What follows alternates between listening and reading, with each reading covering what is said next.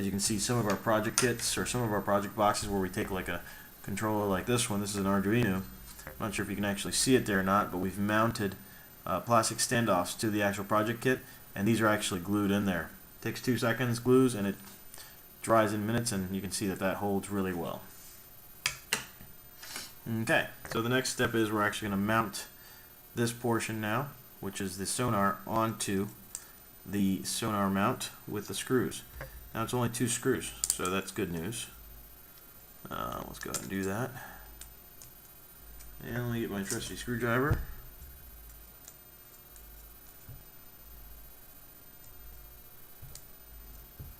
That's 1.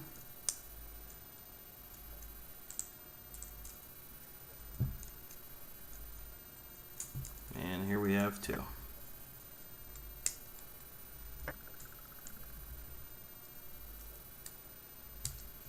And there you have it. We've completed that part. You can tell that that's not really all that hard.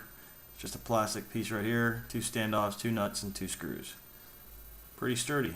Now, the question is how is this going to apply to everything else? I'm not quite sure what they're planning here. So I'm assuming that we might be using some double-sided tape of some sort, since we have plenty of that left over. And sure enough, by looking in step 11, I do see some double-sided tape, and I do see how this is going to be mounted. So basically, we're going to go back to this component. Let me bring this back over here. Now, the 2 standoffs that we put here in the beginning, we're actually going to be mounting this to that, upside down. There you have it. It's upside down. Not sure if you can see it, but there you go. And there it says take 2 more nuts. Take 2 more of these nuts here. And just screw these in by hand.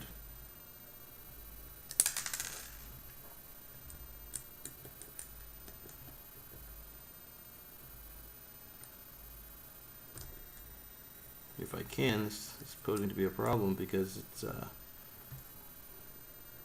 not as straightforward as the other ones.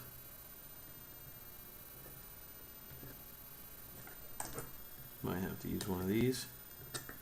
Now, if you don't want to drive yourself crazy with pliers, you probably want to get some kind of a socket of some sort that'll easily screw these in. And in fact, that's exactly what I'm going to be doing.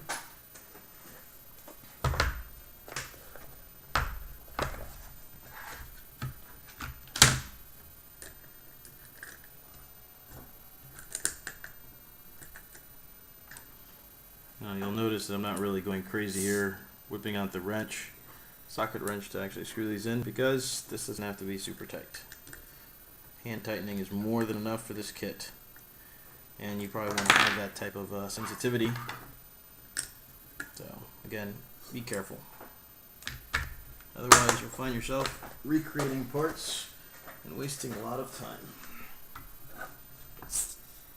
So I'm just going to quickly make sure that this servo here is correctly set, because this is where the actual mount will be going, and it looks like we are good to go. I'm going to be putting some double-sided tape here and mounting the sensor like so. It's fairly simple. I like this kit. It's pretty easy to use, and in the sense of pretty, not easy to use, but pretty straightforward to put together with all these little pieces. Bad part about it is all these screws and servos, but it comes with the territory, I think. Now I'm just going to use a hobby knife to cut some of this double-sided tape. Stick it to the servo. Nice and neat right there. And then just peel off the other side of the double-sided tape. Make sure that this is really attached, and then try to mount this as center as possible.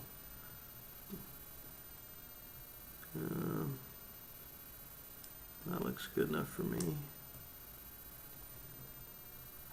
There you have it. We are mounted. This is starting to come alive. Now remember, this guy is going to be going around like this for object detection.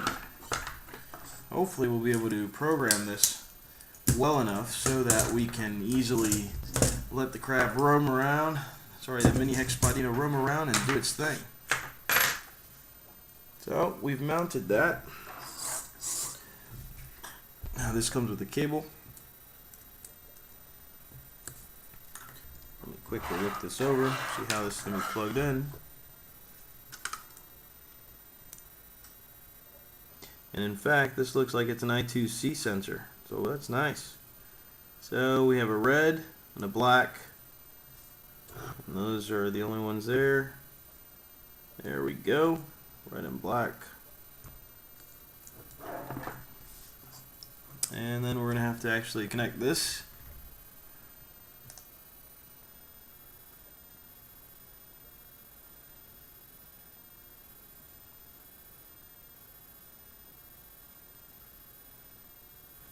So what they're actually calling this is the CMD bus, short for command bus. And we're going to mount that directly to the board. It's pretty straightforward.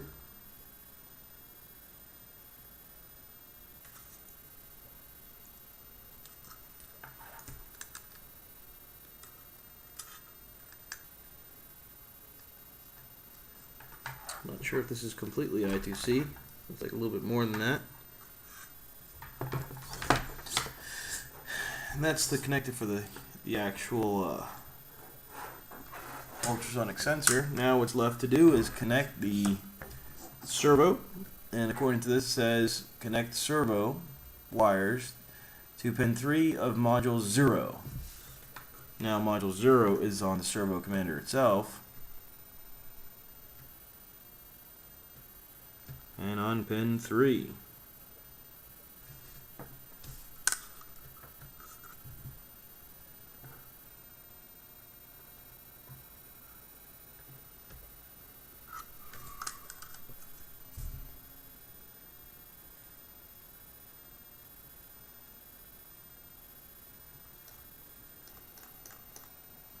Give me a moment here while I quickly look through, see how this is going to be mounted, but I believe module 0 is right here towards the front right hand side, and I see pin 3 there. Pin 0, pin 3, sure enough, and here we have it. We are mounted. Okay, so there you have it. Now we are complete. We have finished building the unit, and it is looking sharp, most definitely. There is a little sonar, all the independent legs, easily moving. Now this completes this portion of the videos. The next portions we're going to actually show you a working mini Hexapodinno complete with the battery charged and some software downloaded onto it to see how that works. I'm excited to see what this is going to turn out to be. See you in the next one.